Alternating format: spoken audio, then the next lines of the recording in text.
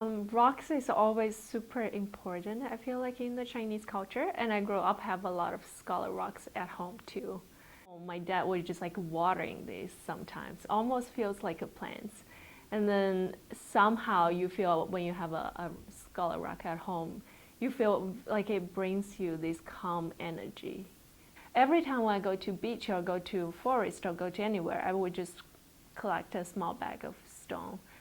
And I just loved how this could fit into my hand. And but I also find one thing super interesting is like how at the very beginning when they start appreciating the scholar rocks, they are just like purely like finding that as calm and also spiritual, and then they writing poem based on different rocks they selected. But then I think towards Ming and Qing dynasty, because people start like objectifying scholar rock, and then they commodify the scholar rock, and then they start selling them in the market, and then that become like a totally different culture. And I just found the history of that part is super fascinating to me.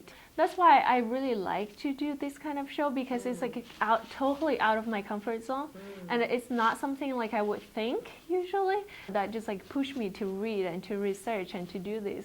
I mean, like when you really think about commodification of scholar rocks, and that's where the like there's the base for the rocks coming. And they would just think they want to complete this thing by providing like a perfect base for these. And then there are all these very abstract shapes, but they somehow served as metaphor, as like they read meanings into this abstract object, and they see somehow themselves in this object too.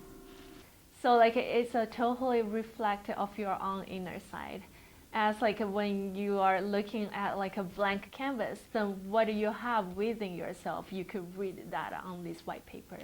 And that's exactly the same as when you're reading the scholar rock. It's like, I feel I'm being trapped. And then when you look at the stone, you feel like it's being trapped. And it's like always exactly what's going on within yourself.